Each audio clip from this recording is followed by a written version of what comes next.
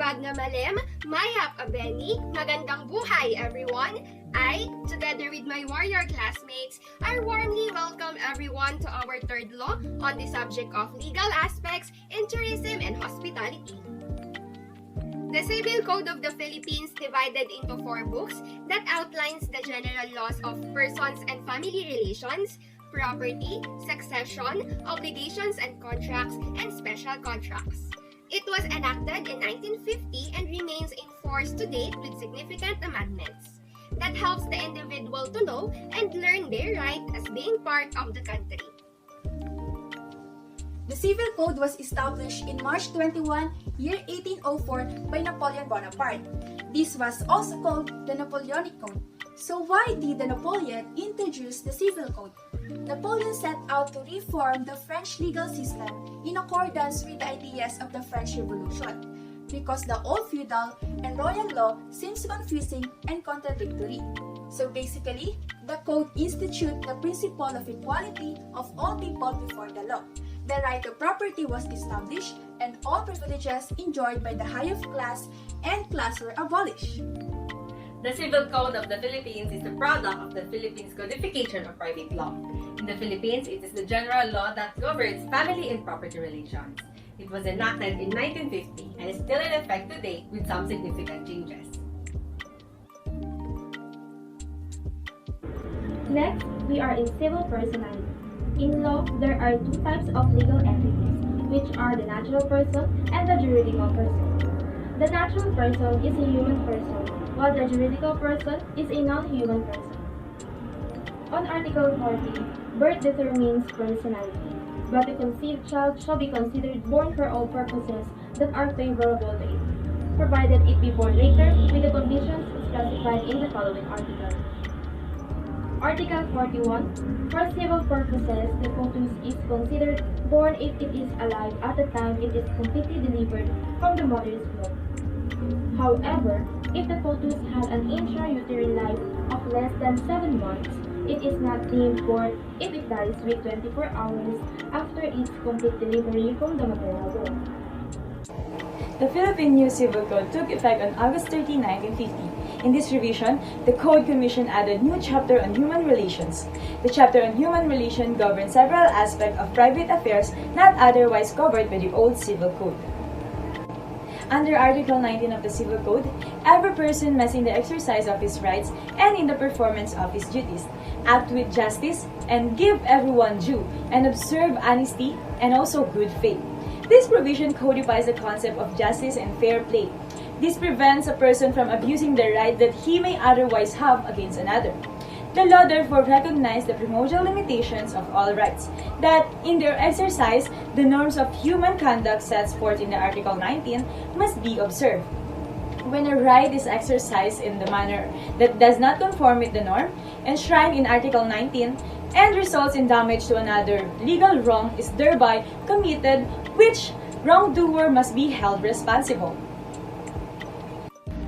Unjust enrichment. According to Article 22 of the Civil Code of the Philippines, it states that every person who through an act of performance by another or any other means acquires or comes into possession of something at the expense of the latter without just or legal ground shall return the same to him.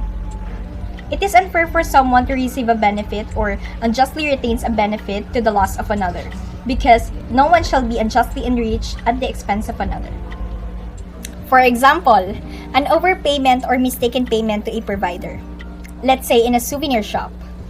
The tourist bought goods from Palawan souvenir store. The goods cost 800 pesos. The tourist gave 1,000 pesos to the store cashier and received a change of a folded 300 pesos. The tourist has duty bound to return the excess of 100 pesos to the store cashier because it is in the law. We have laws and obligations. I think this scenario also refers to the solutio indebiti from QUASI contracts. That's why there's a need to return the excess money. Otherwise, he will unjustly enriching himself at the expense of the Palawan souvenir store. On Article 44, the following are juridical persons. Number 1, the state and its political subdivisions.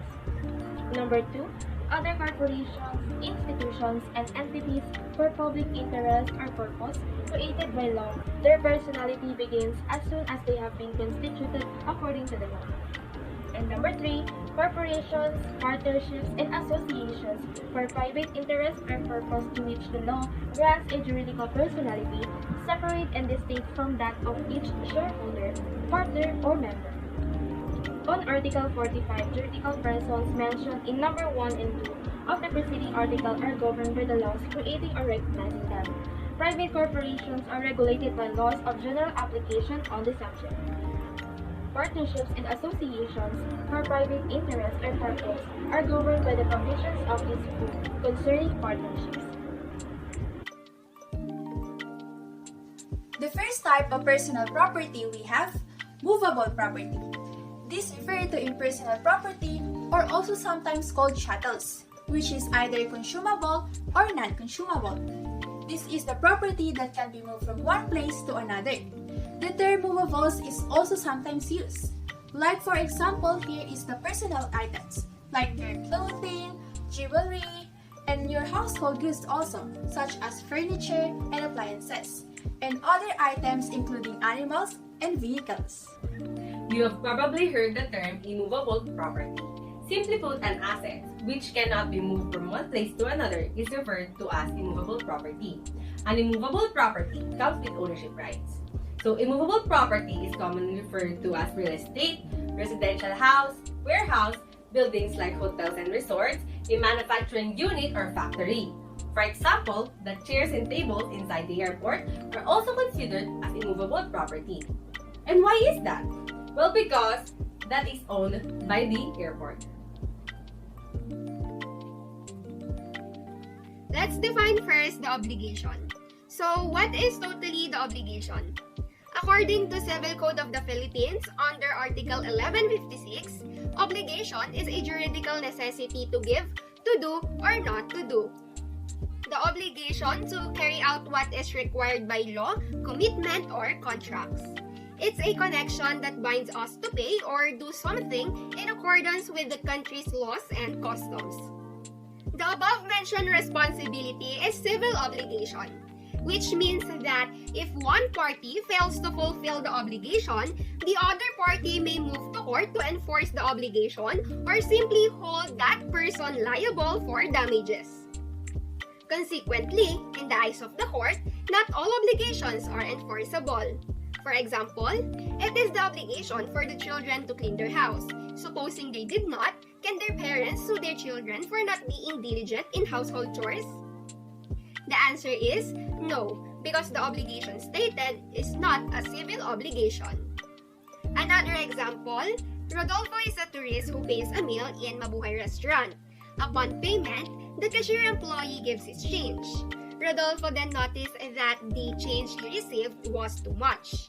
Rodolfo is no longer compelled to return the excess, yet he is still obligated to return it in accordance with his conscience and natural law. Furthermore, it is considered as a civil obligation if those obligation arises from the following sources such as law, contracts, quasi-contracts, delicts, and quasi-delicts. Now, what is law under the sources of obligation? Article number 1157. Obligations arising from law are not presumed. Only those obligations expressly determined by law are demandable. Meaning, only those obligations expressly determined by law are demandable and not those arising from law. Example number 1. The Mabuhay Hotel Corporation earns a lot of money, but it is claimed that the corporation does not pay the proper taxes. The question here is whether the Bureau of Internal Revenue or BIR is the Mabuhay Hotel Corp. Yes, they can use the obligation to pay tax.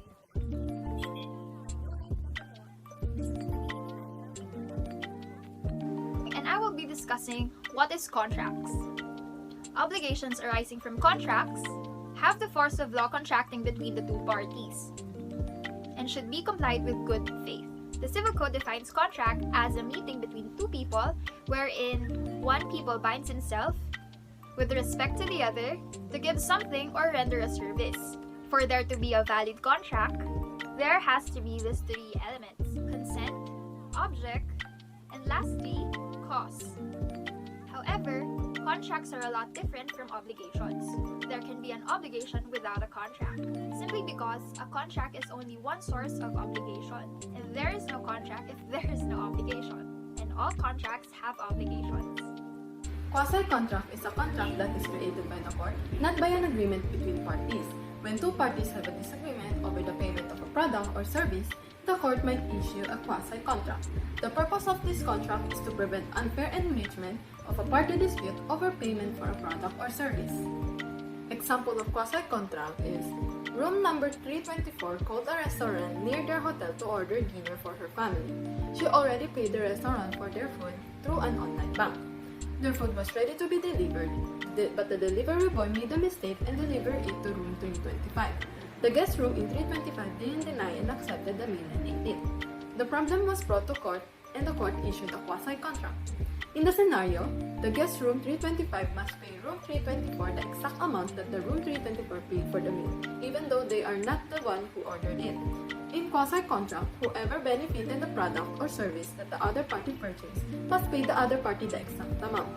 That's all for the quasi-contract. For the fourth sources of obligation, acts or omission punishable by law or delicts, under the revised Penal Code of the Philippines, murder and theft are prohibited. Anyone who is held criminally liable, likewise held civilly liable. In that case, if you commit any of them, you will be subject to civil liability and will be obligated to pay the resulting damages and fines from the offense. For example, due to misunderstanding between the employee and guest in ABC Hotel, the guest pulled out his gun and directly fired to the employee, who was taken to hospital and subsequently died. The guest was arrested and found guilty of murder. In this situation, the guest will not only be sentenced to suffer the penalty of imprisonment, which it focuses to criminal liability, but the guest is also under the obligation to pay for damages, such as the hospitalization and funeral expenses. Quasi-delicts are under the Civil Code that refers to an act of negligence or omission that resulted in damage or injury to an individual or the property of another. The individual or person who causes the damage may do so without malice, but he or she is still held responsible for their action due to negligence or imprudence. Example, there is a tour bus going to Ilocos Norte. There are 15 tourists, 1 tour guide, and the bus driver. The speed limit of buses in the expressway is 80 km per hour, but the driver of the tour bus exceeds the limit by 100 km per hour. Because of the driver's negligence of the speed limit road sign, the tour bus crashed into an electric pole, which resulted in 17 injuries. The one who is held accountable for the accident is the bus company, because the bus driver works for that company. Also, the travel agency can be held accountable, because they enter with an agreement and contract with the bus company. That's all for the quasi-delict. Now we are going to discuss the definition of contracts. What is Contract Article 1305? The article states that contract is a meeting of the minds between two persons whereby one binds himself with respect to the other to give something or render some service. Since a contract is one of the sources of obligations, so if the contract was not performed, one of the parties may have the right to sue the other. From the moment the parties concur or agree to the object, price, or the terms and conditions, it is perfected except real contracts. Take note, contract is not to paper, it is the meeting of the minds. Paper is just an instrument and an evidence of the contract where the contract is written. Private carrier or a special carrier is one who, without making the activity or a vocation, or without holding himself or itself out to the public as ready to act for all who may desire his or its service, undertakes by special agreement and a particular instances only, to transport goods or persons from one place to another for hire. The provision of the ordinary contracts of the Civil Code govern the contract of private carriage. The diligence required a private carrier is the only ordinary, that is the diligence of a good father of the family. In contrast, a common carrier is a person. Example, Toribio is a lawyer by a profession. He owns 2 vehicles, one Toyota Altis and other is Ford Expedition. His friend Ponpon needs a car to pick up his wife in the airport. Ponpon then asked his friend Toribio if he could rent Toribio's Toyota. Toribio agreed, provided that Ponpon would gas the vehicle up. In this case, Toribio is only acting as a private carrier because he does not really offer his vehicle to the public. In fact, this was done only in one particular instance. It would have been different if Toribio offers his service to everyone who desired to engage his services. When we say common or public carrier, it is in the Article 1732 of the Civil Code of the Philippines. It means that one must either be a person, corporation, firms, or associations, and must be in the business of carrying or transporting both goods or passengers from one place to another, and offer their services to the public either by land, water, or air for a fee. For example, a passenger named Anna wants to visit a tourist destination. She rides a bus and purchases a ticket from Superlines Transportation Co. Inc., which we consider a common carrier. When the bus stops at improper drop-off place for passengers, the accident happens and negligence leads to injuries. The injured person may sue the common carrier for damages. The common carrier is held liable because they have a contract of carriage. They fail to perform a higher duty of care, or what we call the utmost diligence of a good father of a family, that is observed when transporting people or goods from one place to another. Enacted to declare that Public Act No. 521, known as the Carriage of Goods by the Sea Act, enacted by the 74th Congress of the United States, be accepted as it is hereby accepted by the National Assembly. When used in this act, I will discuss 5 terms. First, the term carrier. It includes the owner or the caterer who enters in a contract of carriage with a shipper. Second, the term contract of carriage. It applies only to contract of carriage covered by a bill of landing or any similar document of title, insofar as such as document, and it relates to the carriage of goods by sea, includes any bill of landing or any similar document as aforesaid issued under a pursuant or a charter party from the moment at which such bill of landing or similar document of title regulates, and the relation between a carrier and a holder of the same. And the third one is the term goods includes goods, wares, merchants, and articles of every kind of whatsoever, except live animals and cargo, which by the contract of carriage is stated as being carried on deck and is so carried.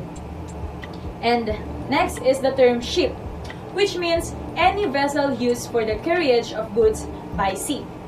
And the last term is the word carriage of goods. It is cover the period from the time when the goods are loaded until the time when they are discharged from the ship. Negligence or fault means a failure to take reasonable care to avoid causing injury or loss to another person.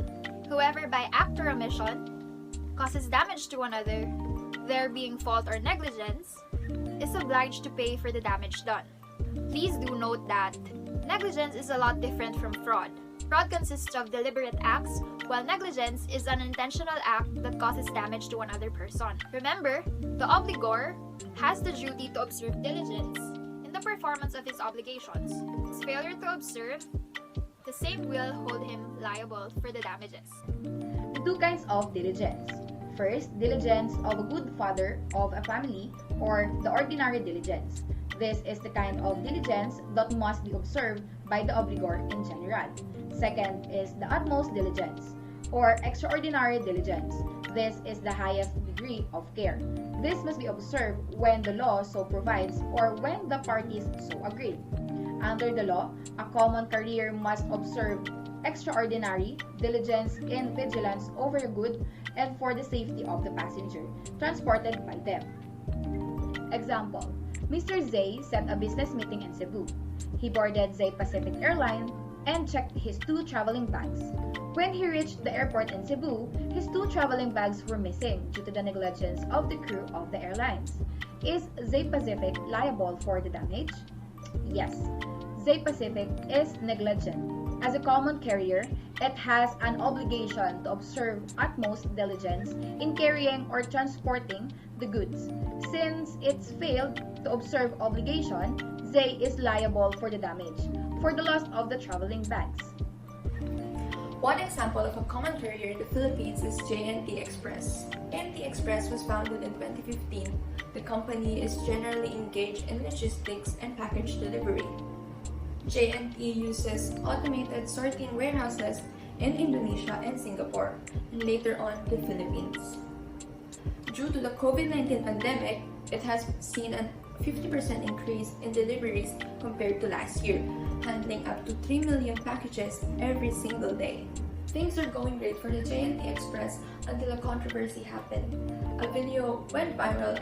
It was a video of workers throwing packages to the delivery truck. The video immediately received a lot of criticism for a lot of reasons.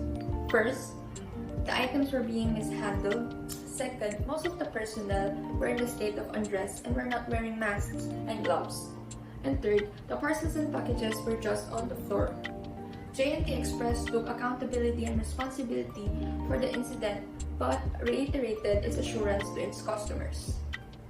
J&T Express said that they do not tolerate that kind of act and behavior and they take responsibility for the incident.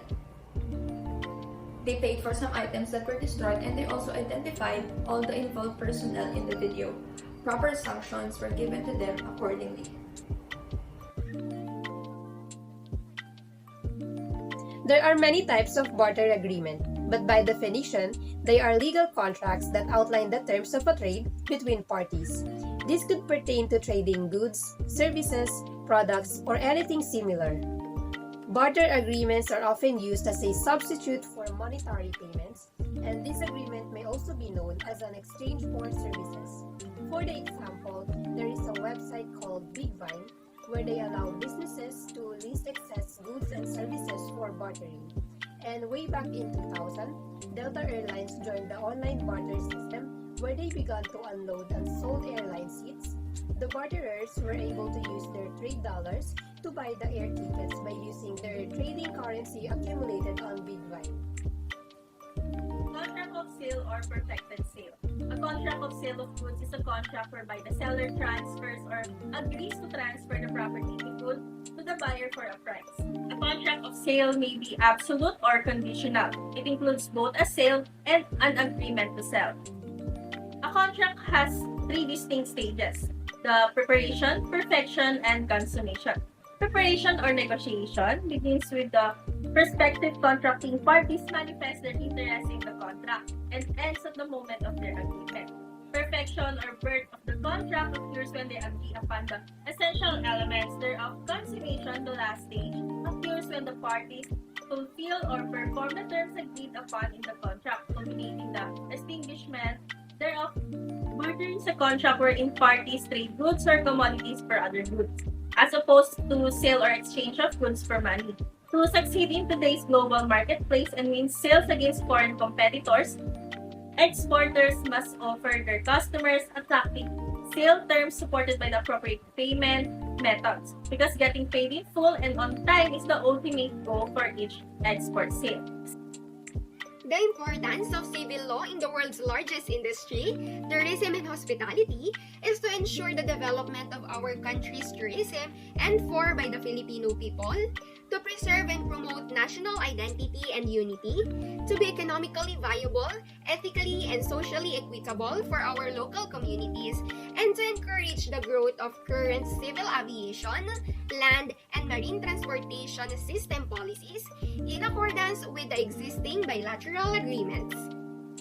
It may take us a lot of time or even a days to finish and understand this civil law. Pero isa nga rin sa sinasabi ni Kuya Kim, ligtas ang may alam. I hope you enjoyed this video and learned something from us.